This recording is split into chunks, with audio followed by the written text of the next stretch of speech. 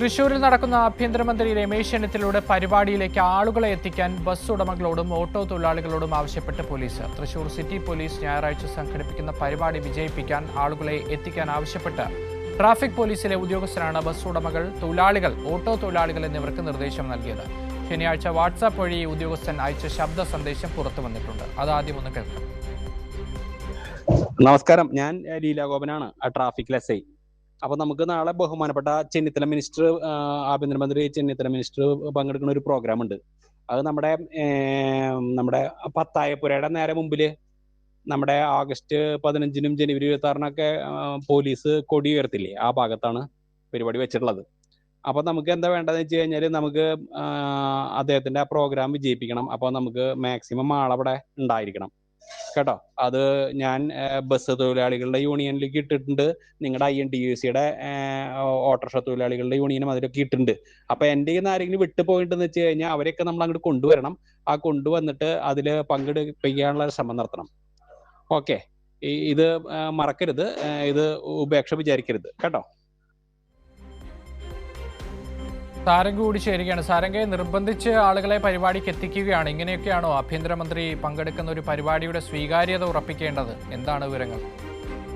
അക്ഷയ്, ഇന്ന് തൃശ്ശൂരിൽ നടക്കുന്ന ആഭ്യന്തരമന്ത്രി രമേശ് ചെന്നിത്തലയുടെ പരിപാടിക്കാണ് ഇത്തരത്തിൽ ആളുകളെ നിർബന്ധിപ്പിച്ച് എത്തിക്കുന്നത്. അതിന്റെ ഭാഗമായിട്ടാണ് തൃശ്ശൂരിലെ തന്നെ ഒരു ട്രാഫിക് പോലീസ് ഉദ്യോഗസ്ഥനാണ് ഈ ഓഡിയോ സന്ദേശം അയക്കുന്നത്. അത് അയച്ചിട്ടുള്ളത് തൊഴിലാളികൾക്കും അതോടൊപ്പം തന്നെ ബസ് തൊഴിലാളികൾ, ഓട്ടോ തൊഴിലാളികൾ, അങ്ങനെ നിരവധി സംഘടനാ തൊഴിലാളികൾ തുടങ്ങിയ കോൺഗ്രസിന്റെ സംഘടനാ തൊഴിലാളികൾ തുടങ്ങിയവർക്കാണ് ഈ സന്ദേശം അയച്ചിട്ടുള്ളത്.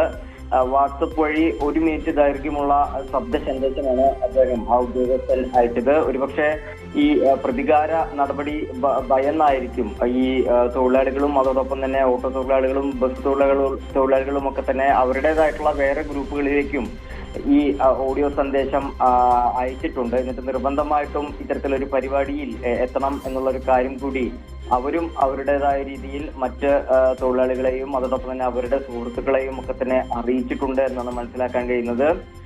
മന്ത്രിയുടെ പരിപാടി നടക്കുന്നുണ്ട്, തൃശ്ശൂരിൽ മന്ത്രിയുടെ പരിപാടി നടക്കുന്നുണ്ട്. അത് പരമാവധി ആളുകളെ എത്തിച്ച് വിജയിപ്പിക്കണം എന്നാണ് ആ ശബ്ദ സന്ദേശത്തിൽ ഉള്ളത്. എന്തായാലും ആഭ്യന്തരമന്ത്രിയുടെ ഒരു പരിപാടിക്കാണ് ആള് കുറവുള്ളത് മൂലം ഇത്തരത്തിൽ ആളുകളെ എത്തിക്കുന്നത് എന്നുള്ളതാണ്.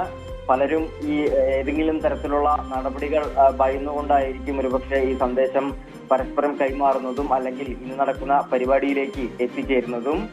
എന്തായാലും വനിതാ സുരക്ഷാ പദ്ധതിയിലേക്ക് പ്രത്യേകമായി രൂപകൽപ്പന ചെയ്ത ഇലക്ട്രിക് ഇരുചക്ര വാഹനങ്ങളുണ്ട്. ആ വാഹനങ്ങൾ തൃശൂർ പിങ്ക് പോലീസിന് അല്ലെങ്കിൽ അവരുടെ പെട്രോളിംഗ് വിഭാഗത്തിന് കൈമാറുന്ന ഒരു ചടങ്ങ് ഇന്ന് തേക്കിൻകാട് മൈതാനത്ത് നടക്കുന്നുണ്ട്. ഈ